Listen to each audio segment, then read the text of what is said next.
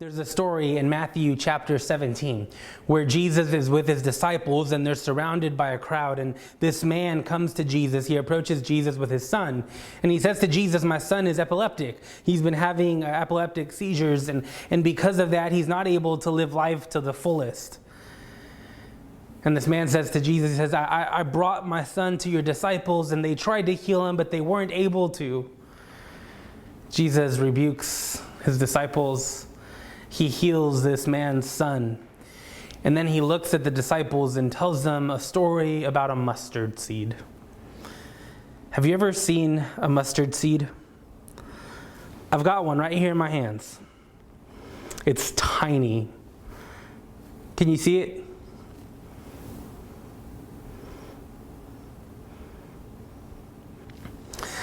I want you to picture this mustard seed as I read this text from Matthew 17, verse 20. "Truly I tell you, if you have faith the size of a mustard seed, you will say to this mountain, 'Move from here to there,' and it will move, and nothing will be impossible for you." Listen to it again and picture this mustard seed. Picture this mustard seed in your mind as I read this text. "Truly, I tell you, if you have faith the size of a mustard seed, you will say to this mountain, 'Move from here to there,' and it will move, and nothing will be impossible for you." I've got to be honest, I can't tell if this text is meant to be inspiring or flat out depressing.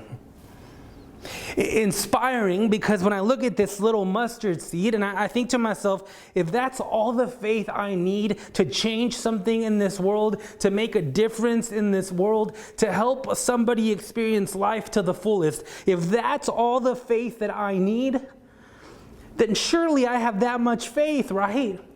Surely I have that much faith. But then I look at the mountains in my life, and they're still there. Community after community across the country struggling with racism.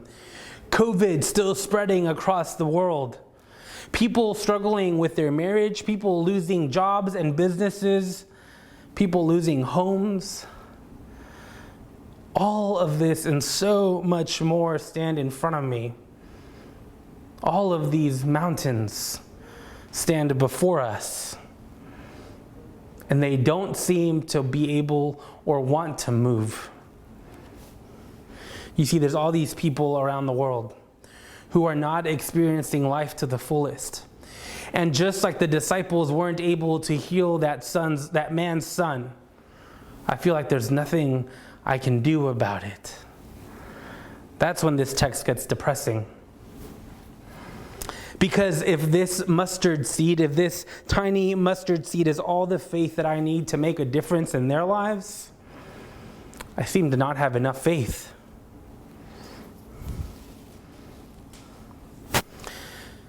Back in 2017, I had the opportunity to go to the Holy Land.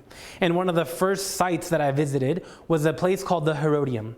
And the Herodium, it's this massive fortress that King Herod had built after he won a war against the Jewish people. And it's incredible. It's on one of the tallest mountains in the area, or not one of the tallest mountain in the area. And at the top of the mountain are four towers. One of the towers was believed to be Herod's living quarters. The other three were believed to be other living quarters as well as storage. And then the fortress goes from there into the mountain. I mean, there's tunnels upon tunnels inside, like literally inside the mountain, that could be used to escape in case enemies got too close. And you know, that was going to be difficult because this mountain is so high that they could see their enemies coming from really far away. It was this massive, beautiful, magnificent fortress. And later, as it's been excavated and as more exploring has been made, all these tunnels have been opened. There was even this 450-person theater that was found. There's water pools. Herod's tomb was found in there. I mean, just this massive fortress. In January of 2017, as I stood there looking at the ruins, I just couldn't help but be amazed what was there at some point. Well, January of 2020, earlier this year, I had the opportunity to go back to the Holy Land. And one morning, as I was sitting eating breakfast, I looked out the window, and at a distance, I saw this big mountain. And I realized that mountain was the Herodium. And suddenly, this story about a mustard seed and having the faith to move it, suddenly this story began to make a lot more sense to me. You see, the Herodium was massive. It was huge. It was on the tallest peak, but that mountain didn't begin that way. It was actually a hill. It was a simple hill in the middle of the desert that Herod looked at his people and said, move dirt, move rocks, move soil, and build a mountain in this place. And on top of it and within it will be a fortress. Herod literally had a mountain moved from one place to the other. He literally had a mountain built that would eventually house his tomb, his fortress, his life. See, all Herod had to do was speak the words, go build a fortress there. And his slaves, his contractors, people all around him began to work to make that a reality. He literally moved a mountain. So I want you to listen to these words that Jesus says to his disciples as he's standing around the crowd after he healed this man's epileptic son. I want you to listen to these words again, but this time, I don't want you to think of that mustard seed. This time, I want you to picture a mountain. A mountain standing at a distance, a mountain that you know is not naturally made. A mountain that you know people spent years moving soil and rocks to build. A mountain that was moved. I want you to picture what the disciples probably pictured. Here's what it says. If you have faith the size of a mustard seed, you will say to this mountain, move from here to there, and it will move. Nothing will be impossible for you. See, when Jesus tells them to have faith the size of a mustard seed in order to move a mountain from here to there, I imagine that the first thought that crossed their mind was not how small a mustard seed is, but rather this image of this mountain, this Herodium, that had literally been moved and built not too long before. When Jesus says you can move a mountain if you have faith the size of a mustard seed, I imagine that what they pictured was that Herod had a mountain moved himself. See, for them, the idea of moving a mountain wasn't that impossible because they had seen it not too long ago. The idea of moving a mountain is very much possible for them because as they look at a distance from Jerusalem, they could have been able to see that mountain. You see, when Jesus tells them that they have to have faith the size of a mustard seed in order to move a mountain, I think for them, it's a very real possibility. So what's happening in this text?